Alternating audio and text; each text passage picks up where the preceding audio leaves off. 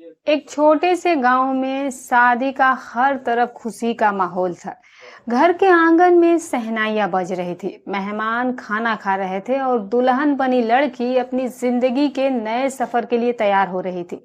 लेकिन अचानक उस लड़की के पिता के चेहरे पर एक चिंता की लकीरें खिंच जाती है। उसे एक ऐसी खबर मिल चुकी थी जिसने उसकी दुनिया को ही हिलाकर रख दिया था। फिर तुरंत वो अपनी बेटी को दुल्हन के रूप में ही लेकर के डीएसपी पूनम पांडे के वो ऑफिस में पहुंच जाता है और डीएसपी पूनम पांडे के सामने वो रोने लगता है और उनसे कहता है कि मैडम, आप मेरी बेटी की इज्जत बचा लीजिए। तब डीएसपी पूनम पांडे पूछती है कि आखिर बात क्या है, तुम इतने ज्यादा परेशान क्यों हो, इस दुल्हन को इस ऑफिस में लेकर के क्यों आए हो, और तुम्हारी बेटी को इज्जत को भला क्या हुआ है। फिर वो व्यक्ति चिल्ला चिल्ला करके रोने लगता है और कहता है कि मैडम जी, मेरी बेटी की आज शादी थी और आज मेरी बेटी की इज्जत भी लूटने वाली है, इसीलिए आज मैं अपनी बेटी को शादी के मंडप से लेकर के आपके पास आया हूँ। अब बस मुझे आप पर ही विश्वास है, हमारी मदद आपके अलावा और कोई नहीं कर सकता। तब उस व्यक्ति के कहने पर डीएसपी जो महिला होती है वो पूछती है कि आखिर हुआ क्या है, पूरी बात हमें बताओ, तभी तो हम तुम्हारी मदद कर पाएंगे। तब वो व्यक्ति डीएसपी पूनम पांडे को सारी बात बताता है। पूरी बात सुनने के बाद डीएसपी पूनम पांडे के रोंगटे खड़े हो जाते हैं और वो एकदम से दंग रह जाती है और सोचती है कि अभी भी इस देश में इस प्रकार के दरिंदे हैं। फिर डीएसपी पूनम पांडे वहां पर एक्शन लेने जाती है तो इनके साथ एक ऐसा काम किया जाता है जिसे सुनने के बाद आपके पैरों तले भी जमीन खिसक जाएगी। दोस्तों, इस कहानी को पूरा बताने से पहले आपसे वही हमेशा एक अपील रहती है कि चैनल पर अगर आप नए हैं तो चैनल को लाइक और सब्सक्राइब करना ना भूलें। तो चलिए दोस्तों, अब कहानी को विस्तार पूर्वक समझते हैं। एक गांव में एक बड़ा ही दबंग आदमी रहा करता था। उसकी दबंगई का मकसद ये था कि पूरे गांव में बस उसी की ही चलती थी। गांव के लोग डर के मारे उसी की ही बात मानते थे। जो गरीब और कमजोर लोग थे उन पर उसका पूरा दबदबा रहता था। जब भी गरीब लोगों को पैसों की जरूरत होती तो वो उन्हें पैसे तो दे देता था, लेकिन बदले में उनसे अपने खेतों और घरों पर मजदूरी भी करवाया करता था। उसकी वजह से गांव के गरीब लोग उसके मजदूर की तरह बनकर रह गए थे। दबंग आदमी अपनी मनमानी करता था और गांव वालों को उसकी हर बात माननी भी पड़ती थी। गांव वाले उसका कुछ भी नहीं कर पा रहे थे। उस गांव में उसको जो भी लड़की अच्छी लगती थी उसके साथ वो गलत हरकतें करता था। उस गांव में कोई भी सुंदर लड़की अगर दिख जाती तो वो उसी समय उसको अपने घर पर बुला लिया करता था। जब लड़की उसके साथ नहीं जाना चाहती तो वो जबरन उसे उठा करके ले जाता था। उस लड़की के साथ वो गलत हरकतें किया करता था।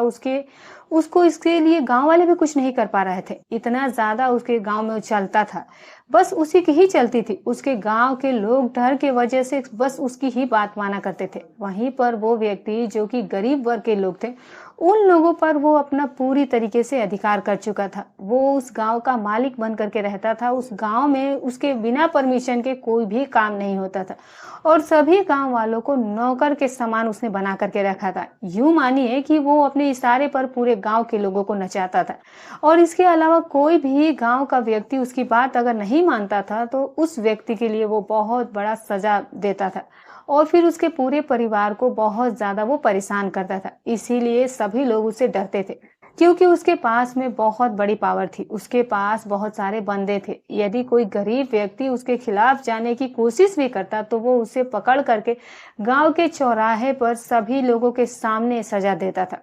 इसीलिए डर की वजह से कोई भी उसके खिलाफ नहीं जाता था। उसने अपना खुद का नियम बना करके रखा हुआ था जो हर शादीशुदा लड़की के लिए एक बुरे सपने से कम नहीं था। जब भी कोई गांव में किसी लड़की की शादी होती तो विदाई होने से पहले उस दुल्हन को वो अपने घर पर बुलाता था और फिर उसके साथ में वही सबसे पहले सुहाग रात मनाता था। वो अपने गांव में ऐसी ही परंपरा चला करके रखे हुए था। जब तक वो दुल्हन बनी हुई लड़की के साथ में एक रात बिता नहीं लेता था तब तक उस लड़की की वो विदाई नहीं होने देता था। वो जबरन लड़की के साथ रात बिताता और फिर उसके बाद ही वो उस जोड़े की विदाई होने देता था। उसकी मर्जी के बिना कोई भी लड़की अपने ससुराल नहीं जा सकती थी। इस अमानवीय नियम ने पूरे क्षेत्र को डर और लाचारी की जंजीरों में जकड़ कर रख दिया था। उसके आदमियों का नेटवर्क इतना मजबूत था कि हर गांव और नगर में ये निगरानी रखते थे कि कौन कौन सी गांव में हम लोगों को बिना बताए शादी हो रही है, और वो ये भी सुनिश्चित करते थे कि कहीं कोई उनके खिलाफ कोई कदम तो नहीं उठा रहा। उसके आदमी हर आदमी गांव नगर में ढूंढ घूम घूम कर ये पता लगाते थे कि कहीं कोई ऐसा व्यक्ति तो नहीं है जो कि उसके आदेश का पालन नहीं कर रहा हो। जो भी उसकी मर्जी के खिलाफ जाने की कोशिश करता, उसे बड़ी बेरहमी से सजा दी जाती थी। लोग इतने ज्यादा डर गए थे कि उसके खिलाफ बोलने की किसी की हिम्मत तक नहीं कर पाते थे। ये सिलसिला कई सालों तक चलता रहा। हर गांव, हर नगर में जब भी किसी लड़की की शादी होती, वो तमाम शर्तें उस पर थोप देता था। 30 नहीं, 60 नहीं, बल्कि 140 से भी ज्यादा लड़कियों के साथ उसने गलत तरीके से संबंध बनाए थे। शादी के दिन हर परिवार के मन में खुशी की जगह डर और अपमान भर जाया करता था। किसी भी लड़की की विदाई दबंग रघुनाथ के मर्जी के बिना नहीं होती थी। लोग उसकी इस बेरहम हरकत से तंग आ चुके थे, लेकिन उसका प्रभाव और डर इतना ज्यादा था कि कोई भी उसका सामना करने की हिम्मत नहीं जुटा पा रहा था। जो भी उसकी बात नहीं मानता, उसका अंजाम बहुत बुरा होता था। उसका आतंक अब केवल एक गांव तक सीमित नहीं था। पूरे क्षेत्र में उसकी दबंगई का ऐसा आलम था कि लोग अपनी बेटियों की शादी से पहले ही डरने लगते थे।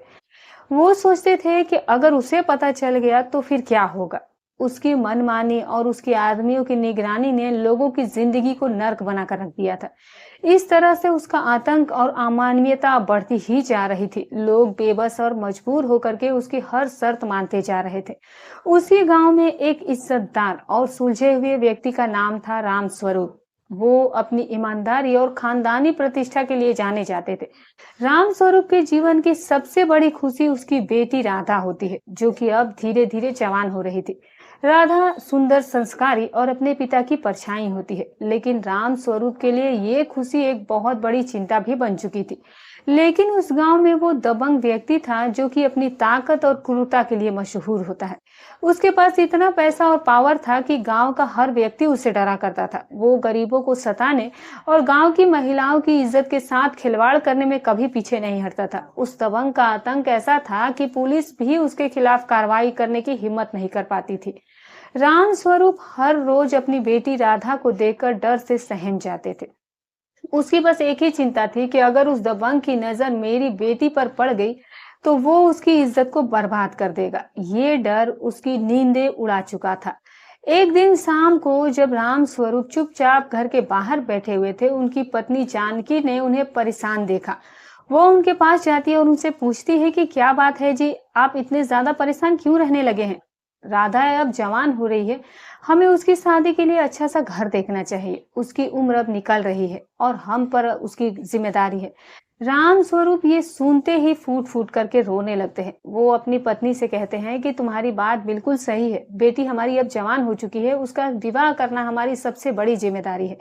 लेकिन मेरी चिंता सिर्फ ये नहीं है कि उसकी शादी कैसे होगी। मेरी असली चिंता तो ये है कि शादी के बाद अगर वो दबंग ने उसकी इज्जत पर हाथ डाल दिया तो फिर हम क्या करेंगे। फिर राम स्वरूप की ये बात सुनकर उनकी पत्नी जो थी, उनका भी दिल बैठने लगता है। उसने उदासी भरे स्वर में कहा कि हम गरीब और कमजोर लोग उसकी ताकत के आगे कुछ भी नहीं कर सकते हैं।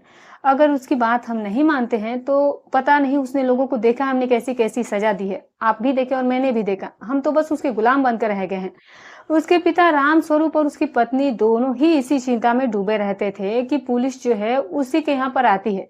जैसा वो कहता है पुलिस भी वैसा ही करती है। यदि ऐसे हालातों में अगर हम पुलिस के पास भी जाते हैं तो पुलिस भी हमारी क्या मदद कर देगी, क्योंकि पुलिस जो है वहाँ यहाँ की खुद ही उससे डरती है। ये सोचकर वो भी बहुत ज्यादा परेशान हो जाते हैं और सोचते हैं कि आखिरकार अब जो आगे होगा वो सब कुछ देखा जाएगा। अब धीरे धीरे करके अपनी बेटी की विवाह की वो व्यवस्था करने में लग जाते हैं। शादी की जब पूरी तरीके से व्यवस्था करते हैं और शादी की जब तारीख तय हो जाती है तो कुछ दिनों के बाद अब बारात आने वाली थी और इसके पिताजी अपनी बेटी की बारात वालों की खाने पीने की तैयारियां करा रहे थे। चारों तरफ से खाने वगैरह की तैयारियां चल रही थी। लेकिन जब शाम के समय में बारात आती है और बड़े ही अच्छे ढंग से बारात की खातिरदारी की जाती है और सुबह के समय में जब विदाई का समय आता है तब तक सूचना उस दबंग के पास से आ जाती है।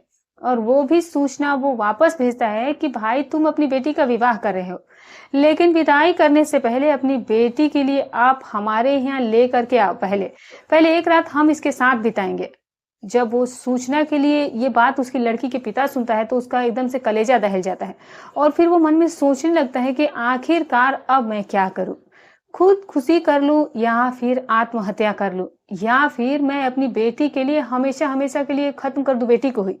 लेकिन मैं अपनी आंखों से अपने हाथों से इस दरिंदों को मैं अपने हाथों से अपनी बेटी को इन दरिंदों के हवाले नहीं कर सकता। यदि यही सब चलता रहा तो एक दिन मैं कुछ न कुछ गलत कदम जरूर उठा लूंगा। तब सभी लोग उसको समझाते हैं कि देखो भाई, आखिर ये मजबूरी है, हम लोग क्या कर सकते हैं, अब तुम कोई भी गलत काम मत करो। तब उसके दिमाग में एक बात आती है और वो तुरंत अपनी बेटी के लिए उसी दुल्हन के रूप में उसे अपने मोटरसाइकिल पर सवार होकर के लेकर सीधा शहर पहुंच जाता है। और शहर में थाने भी वो नहीं जाता है, वो सीधे ही महिला डीएसपी ऑफिस के पहुंच जाता है। जो महिला डीएसपी थी, जिनका नाम पूनम पांडे होता है, वो महिला अपने कार्य के लिए बहुत ज्यादा पहचानी जाती थी। वो अपने कार्य बड़े ही निष्ठा भाव के साथ करा करती थी और समाज का काम तो वो इस प्रकार से करती थी जैसे कि मानो वो स्वयं का ही काम कर रही हो। इस वजह से वो लोगों की नजर में बहुत ज्यादा प्रचलित हो गई थी। जब पुलिस कार्य नहीं करती थी तो महिला डीएसपी के पास में जब शिकायत पहुंचती थी तो पुलिस जो है वो आगे आगे भागती थी, क्योंकि महिला डीएसपी जो थी वो बहुत ही ज्यादा ईमानदारी के साथ में अपने काम को वो कर रही थी और वो इस बात के लिए सोच रही थी कि पूरे जिले में मैं हमेशा ऐसी तरह से व्यवस्था रखूं कि क्राइम का नामो निशान मैं हमेशा के लिए मिटा सकूं। बस महिला डीएसपी का इसी बात पर भी फोकस रहता था। जब राम स्वरूप महिला डीएसपी के पास जाता है तो महिला डीएसपी वो अपने ऑफिस में बैठ करके उस वक्त रिपोर्ट्स देख रही थी। तभी वहां पर वो राम स्वरूप को देखती है तो उसके चेहरे पर डर और आंसुओं का सैलाब भरा हुआ था। वो डीएसपी के सामने घुटनों के बल जाकर के बैठ जाता है और हाथ जोड़कर गिड़गिड़ाने लगता है कि मैडम जी, मेरी बेटी की इज्जत बचा लीजिए, आज मेरी बेटी की जिंदगी खतरे में है। डीएसपी जो कि अपने सख्त रवैये के लिए जानी जाती थी, वो ये दृश्य देखकर चौंक जाती है। उन्होंने गंभीर स्वर में पूछा कि भाई, ऐसी कौन सी बात हो गई है जो तुम इस तरह से मेरे ऑफिस में आकर घुटनों के बल बैठ गए हो? क्या बात हुई है? कौन तुम्हें और तुम्हारी बेटी को परेशान करा? मुझे बताओ तो सही, पहले बिना डरे मुझे सब कुछ सच सच बताना। तो उसके पिता रोते रोते कहने लगे कि मैडम जी, मैं एक गरीब आदमी हूँ, मैं ईमानदारी से अपनी जिंदगी जीता आया हूँ। मेरी बस एक ही बेटी है, राधा। उसकी शादी मैं बहुत ही अच्छे तरीके से कर रहा हूँ, अच्छे तरीके से बारात आई है और बारात की भी मैंने व्यवस्था बहुत ही बढ़िया ढंग से की है। इसके साथ फेरे भी हो चुके हैं, विवाह जो है वो पूर्ण तरीके से हो चुका है। लेकिन मैं अपनी बेटी की इज्जत बचाने के लिए, इसकी इज्जत कहीं दांव पर ना लग जाए, इसीलिए मैं आपके ऑफिस में आज आपके पास आया हूँ। कृपया करके मैडम जी, आप मेरी ऐसी कठिन घड़ी में मदद कीजिए। तब महिला डीएसपी कहती है कि तुम यही बातों पर घुमा फिकार आ रहे हो, आखिर तुम मुझे सच क्यों नहीं बता रहे हो? क्या बात है, मुझे सच्चाई से अच्छे से बताओ। तब वो व्यक्ति मैडम के सामने बैठ करके बताने लगता है कि मैडम जी, हमारे गांव का, हमारे यहाँ का जो दबंग व्यक्ति है, वो हमारे गांव में जितनी भी लड़कियों की शादी हो जाने के बाद में जब विदाई की बारी आती है, तब वो दरिंदा अपने यहाँ पर लड़कियों को बुलाकर कि विदाई से पहले बेटियों की इज्जत को वो लूटा करता है, वो उनकी इज्जत के साथ में खिलवाड़ किया करता है। उस पिता के मुंह से जब ये बातें महिला डीएसपी पूरी तरीके से जब सुन लेती हैं तो महिला डीएसपी का पारा जो है वो काफी ज्यादा चढ़ जाता है। गुस्से की वजह से उनका चेहरा लाल पड़ जाता है और फिर कहने लगती है और सोचने लगती है कि तुम्हारे वो ऊपर ऊपर वो इतना ज्यादा जुल्म करता है, इतनी ज्यादा दबंगई दिखाता है और नगरवासी सभी उसके दबाव में क्यों रहते हैं? कोई भी नगरवासी उसका विरोध क्यों नहीं करता है? तब वो पिता कहता है कि मैडम जी, विरोध तो हमारे नगर के बहुत से लोगों ने किया था, लेकिन उन लोगों के लिए उसने आदमियों से कह करके चौराहे पर उल्टा लटका करके ऐसी ऐसी उन्हें सजा दिलवाई है कि उनका बचना भी दुर्लभ हो गया है। उनका ट्रीटमेंट भी डॉक्टर लोग करने से मना कर रहे हैं। वो दरिंदा विरोध करने वाले व्यक्ति के लिए ऐसी कठोर सजा देता है। आखिर इतनी पावर हो जाने के बाद भी उसका उतना साधारण सा व्यक्ति भला उसका कोई क्या कर सकता है? पुलिस यदि थाने से जाती भी है तो वो भी उसी के पक्ष में चली जाती है। यदि कोई थाने में जाकर के रिपोर्ट करे तो थाने के पुलिस वाले भी उसी दबंग के पास में जाकर के बैठा करते हैं, उसी के साथ वो भोजन करते हैं और उसी से मिल करके बातचीत करके फिर वो वापस थाने के लिए लौट करके चले जाते हैं। कहीं से कहीं तक हमारी मैडम जी कोई सुनवाई नहीं होती है, इसीलिए सभी लोग चुपचाप से रह करके अपनी बेटियों की शादी करते हैं और विदाई से पहले हर बेटी को उसके घर भेज दिया जाता है। तब उसके बाद में वो कहीं विदाई होने देता है। जब उस पिता के मुख से महिला डीएसपी इस बातों को सुनती है तो वो आश्वासन देती है कि भाई भाई साहब आप चिंता मत कीजिए, मैं आपकी पूर्ण तरीके से हेल्प करने के लिए तैयार हूँ। आप अपनी बेटी को यहीं पर बैठा दीजिए और अपनी बेटी का जो दुल्हन का जोड़ा है वो आप मुझे दे दीजिए। मैं दुल्हन बन करके उसके पास जाती हूँ और फिर दुल्हन बन करके वो थाने में फोन लगाती है। फोन कर करके कहती है तो थाने वाले कहते हैं कि मैडम जी वो बहुत ज्यादा पावरफुल व्यक्ति है और फिर उसके ऊपर पॉलिटिशियन का भी हाथ है, इसीलिए पुलिस भी उसका कुछ नहीं बिगाड़ पाती है। और आप भी जब जाइएगा तो बड़ी सतर्कता के साथ में उसके ऊपर हाथ डालिए, नहीं तो कुछ भी घटना घट सकती है। आप नहीं समझ रही हैं, क्योंकि उस व्यक्ति का नेटवर्क जो है वो बहुत ही बड़ा है। उसका जो नेटवर्क है वो बहुत फैला हुआ है, इसीलिए कोई व्यक्ति भी उसका सामना नहीं कर पाता है। जब थाने के पुलिस के मुख से महिला डीएसपी जब इन बातों को सुनती हैं, तो उन्हें एकदम से फटकार लगाना शुरू करती हैं और फिर कहती हैं कि तुम सभी पुलिस वाले चुल्लू भर पानी में डूब करके मर जाओ। तुम लोगों को शर्म आना चाहिए, तुम लोग पुलिस प्रशासन में होते हुए भी कायरों जैसी बातें कर रहे हो। जब जनता ऐसी बातें करे तो फिर पुलिस के पास वो जाती है, और जब पुलिस ही ऐसी बातें करने लगे तो फिर जनता आप कहाँ जाएगी। महिला डीएसपी थाने के सभी स्टाफ के लिए बहुत ज्यादा उनको डांट फटकार लगाती है और थाना अध्यक्ष से फोन लगा करके वो कहती हैं कि तुम्हारे पास में जितनी भी फोर्स है उसे तुरंत ही सिविल ड्रेस में तैयार करो। और कई थाने के पुलिस को महिला डीएसपी जो होती है वो फोन करके बुला लेती है कि तुरंत पुलिस फोर्स लेकर के उस गांव पर पहुंचो, उस गांव को हम चारों तरफ से तुम लोग घेरो। तभी महिला डीएसपी के फोन पहुंचते ही 5 थाने की पुलिस वहां पर उस गांव में पहुंच जाती है। कुछ लोग सिविल ड्रेस में थे और वो ही महिला डीएसपी के साथ जाते भी हैं, और जो महिला डीएसपी होती है उसी लड़की का जो विवाह का जोड़ा होता है दुल्हन वाला, महिला डीएसपी उसी जोड़े को पहन लेती है और दुल्हन बन करके उसी व्यक्ति के घर पर पहुंच जाती है और उस व्यक्ति से कहती है कि ये बताओ, हमें लेने के लिए कोई आएगा या फिर हमें वहां पर खुद ही जाना पड़ता है। तब जो पिता होता है वो कहता है कि मैडम जी आपको खुद ही वहां पर जाना पड़ेगा। वो किसी के यहाँ जाता नहीं है, केवल उसके पास में सूचना वो भिजवाता है, और सूचना तो मेरे यहाँ सुबह ही आ चुकी है और फिर एक बार सूचना और भी आ चुकी है। यदि हमने तीसरी बार लड़की उसके पास नहीं भेजा तो फिर वो हमारे साथ कुछ भी कर सकता है। यहाँ पर आकर के वो आतंक मचा देता है। तब वो कहती है कि ठीक है, तब तुम मुझे लेकर के चलो उसके पास में। अब महिला डीएसपी दुल्हन के भेष में उसी के पास में जाती है, उसी व्यक्ति के पास में जो कि लड़की का पिता होता है, और वो अपनी बेटी बना करके महिला डीएसपी को दुल्हन वाला जोड़ा पहना करके उसी जो वो दबंग व्यक्ति होता है उसके घर पहुंच जाता है और दरवाजे पर पहुंच करके आवाज लगाता है कि बाबूजी, आज मैं आपके दरवाजे पर अपनी बेटी को लेकर के आ गया हूँ। ये बात जब वो सुनता है तो वो निकल करके बाहर आता है और कहता है कि तू बहुत बड़ा वाला बदमाश हो चुका है। मैं 2 बार तूने सूचनाएं भेजवाई हैं, एक खबर में ही तुझे पहले ही आ करके, यहाँ लोग जो होते हैं वो पहले ही खबर में आकर छोड़ जाते हैं, और तेरे पास मुझे 2 बार सूचना भेजनी पड़ी। फिर वो कहता है कि बाबूजी मुझे माफ कर दीजिएगा, मेरे पास बहुत सारा काम था इसीलिए मैं नहीं आ पाया, और मेरे घर में वैसे भी करने वाला केवल मैं अकेला ही हूँ। कोई भी व्यक्ति जो होता है वो मेरे साथ मेरे काम में हाथ नहीं बटा रहा था, इसीलिए मुझे देर हो गई, और मैंने सोचा कि मैं सारा काम पहले समेट लूं और फिर मैं आपके पास अपनी बेटी को लेकर के जाऊं। तब वो कहता है कि चल इस लड़की को अब अंदर भेज। वो व्यक्ति कहता है कि आप जो मालिक आप जैसा कहें, आपके लिए ही तो मैं आज अपनी बेटी को लेकर के आया हूँ। मैं तो पहले ही से ही जानता था कि आपके तरफ से ऐसी कोई ना कोई सूचना तो आएगी, और इसीलिए आज मैं आपकी बात को मानते हुए अपनी बेटी को लेकर के आया हूँ। अब मेरी बेटी भी आ चुकी है। चलिए दोस्तों, तो इस तरह से वो कहता है कि चल अब इस लड़की को अंदर भेज। वो व्यक्ति कहता है कि मैडम जी अब आप अंदर जाइए। जब वो उस व्यक्ति के कहने पर मैडम डीएसपी जब अंदर जाती है तो अंदर जाकर के देखती है कि उस दबंग व्यक्ति के रूम में एक शराब की बोतल रखी हुई थी। वहीं पर उसके जो औजार गुप्त थे वो भी सब कुछ रखे हुए थे, और बाकी बंदूकें भी इधर उधर पूरे कमरे में टंगी हुई थी। उसने पूरा उस रूम को अलग ही बना करके रखा था। और फिर उसके बाद में वो मैडम से कहता है कि जाओ इस बेड पर जाकर के तुम लेट जाओ। उस दबंग आदमी की बात सुनकर मैडम डीएसपी जो होती हैं वो वहीं पर जाकर के बैठ जाती हैं, और फिर उसके बाद में वो अपने वस्त्रों को उतार करके मैडम डीएसपी के पास में वो आदमी आता है। लेकिन उस दबंग व्यक्ति को इस बात की जानकारी नहीं थी कि जो महिला है वो एक महिला डीएसपी है।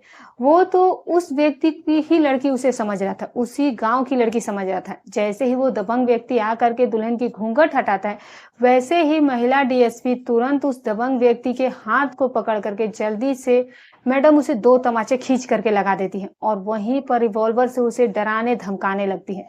और फिर उसे कहती हैं कि अगर तूने ज़रा सी भी होशियारी की तो मेरी पिस्तौल की गोली तेरे दिमाग को छल्ली करके रख देगी। आज तेरी सारी हेकड़ी मैं निकाल दूँगी। तूने बहुत ज़्यादा ज़ुल्म कर लिया इस गाँव के लोगों के ऊपर। बहुत ज़्यादा तूने इस नगर की लड़कियों को अपना दुल्हन बना करके शिकार बना लिया। ना जाने कितनी लड़कियों के साथ तूने सुहाग रात मना लिया।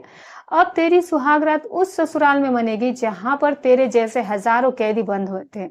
इस बात को सुनकर वो दबंग व्यक्ति समझ जाता है और फिर कहता है कि मैडम जी, आज तो तुम मुझसे बहुत बड़ा गलत पंगा ले रही हो और तुम्हें पता नहीं है कि मुझ में कितनी पावर है। कोई भी प्रशासन मेरा कुछ नहीं बिगाड़ सकता है। इसीलिए तुम मुझे छोड़ दो और तुम अगर अपनी सलामती चाहती हो तो तुम यहाँ से तुरंत के तुरंत चली जाओ। तब मैडम डीएसपी कहती है कि अब तुझे पता चला गया कि अब खैर किसकी नहीं है। उसी समय पर महिला डीएसपी जो थी वो तुरंत डीएम साहब को फोन लगा देती है और इधर एसपी साहब से भी कहती है कि ऐसी-ऐसी कहानी जो है, ऐसी-ऐसी हथियार इसके पास में बरामद हुई है। वहां से डीएम साहब भी और एसपी साहब भी सभी लोग अब उसी गांव में पहुंच जाते हैं और फिर उसके बाद में अपनी फोर्स को भी वो फोन कर देते हैं। इधर एसपी साहब भी अपनी पुलिस को आदेश देते हैं और फिर इसके अलावा उस दबंग व्यक्ति के जितने भी पालतू कुत्ते थे उन सभी को पुलिस जाकर के गिरफ्तार कर लेती है और गिरफ्तार करवाने के बाद में तुरंत महिला डीएसपी जो थी वो उस दबंग व्यक्ति को भी गिरफ्तार करवा लेती है।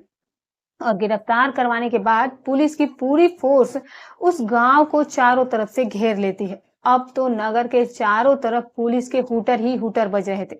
अब उस दबंग व्यक्ति के लिए महिला डीएसपी जो थी वो उन्हें गिरफ्तार कर लेती है। उसका जो मकान होता है, कोर्ट से आदेश लेने के बाद डीएम साहब और एसपी साहब उसे तुरंत ही जेसीबी की मदद से गिरवा दिया जाता है।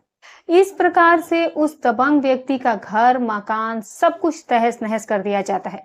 उसके बाद में उस दबंग व्यक्ति का गांव से नामो निशान फिर उसे मिटा दिया जाता है। इस कहानी का अंत यहीं पर होता है। हमारा उद्देश्य इस कहानी को सुनाने के पीछे किसी की भावनाओं को ठेस पहुंचाना या फिर किसी को परेशान करना नहीं है, बल्कि इन कहानियों के माध्यम से हम आपको जागरूक करना चाहते हैं और ये दिखाना चाहते हैं कि पुराने समय में समाज में किस प्रकार के हालात हुआ करते थे। इन कहानियों में अक्सर आपने देखा होगा कि दबंग और प्रभावशाली लोग अपने अधिकारों का उपयोग कैसे करते थे, जिससे समाज में असमानता और न्याय की अग्रसर हो। हर कहानी हमें कुछ न कुछ सिखाती है और ये कहानी हमें सिखा रही है कि समाज में किसी भी प्रकार की गलत शक्ति का विरोध करना बहुत जरूरी है। यदि आपको ये कहानी पसंद आई हो तो प्लीज इसे लाइक करें, हमारे चैनल को सब्सक्राइब करें और अपने दोस्तों व परिवारजनों के साथ इस कहानी को साझा करें। आपकी प्रतिक्रिया, आपके कमेंट्स हमारे लिए बहुत महत्वपूर्ण है। तो चलिए दोस्तों, फिर मिलूंगे कल आपसे एक और नई सच्ची रोचक रहस्यमय कहानी के साथ। तब तक अपना और अपनों का ख्याल